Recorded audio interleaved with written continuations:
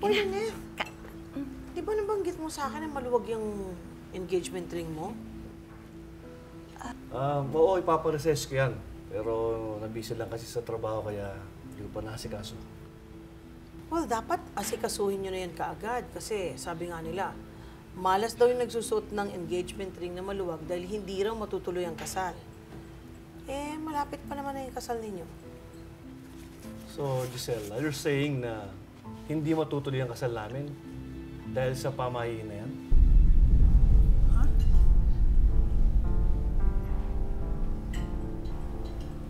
Hindi naman sa ganon. Ang sa akin lang, wala namang masama kung mag-iingat tayo, di ba? At makikinig tayo sa mga kasabihan ng mga matatanda o mga pamahiin. Natanong ko lang naman.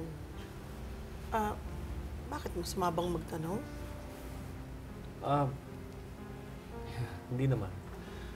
Nagtataka lang ako. Ang dami nating pwedeng pag-usapan. Bakit yung sing-sing pa ang napansin mo? Sorry, Carlos. Na-offend ba kita? Excuse me. Pwede bang mag-restroom muna ako? Ma'am Giselle, samahan niyo po ako.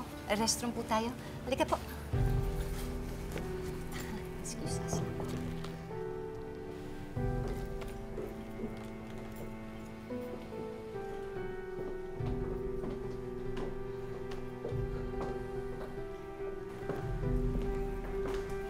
Lynette, hindi naman ako nasi-CR. Ba't mo ba ako sinama? Ma'am Giselle, kanina pa ako kinakabahan sa inyong dalawa ni Carlos.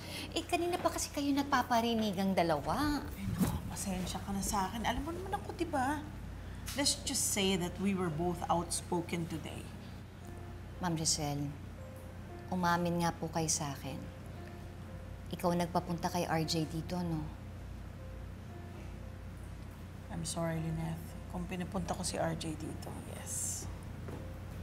Ma'am Giselle, okay lang naman po sa akin yun. Kasi wala naman kaming problema ang dalawa ni RJ. Kayong dalawa, wala. Kaso nga si Carlos, it seems like he's not comfortable having RJ around you. Para bang ayaw niya na magkaayos kayo ng kapatid ko? Ma'am, hindi naman po sa ganun yun. Nagselos po noon si Carlos, pero ngayon po, open na siya kay RJ. Sa katunayan nga, nung nasa Eastridge si RJ, siya pong nag-asikaso sa kanya. Well, let's just say he's being civil. But after today, I've made up my mind. I'm not going to your engagement party. Ho? Lynette, hindi ba it's so obvious? Carlos doesn't want me to be there. First of all, I'm matanyag. Second, kapatid ko pa si RJ. Do you think na magugustuhan ni Carlos na merong isang malapit kay RJ na nandun?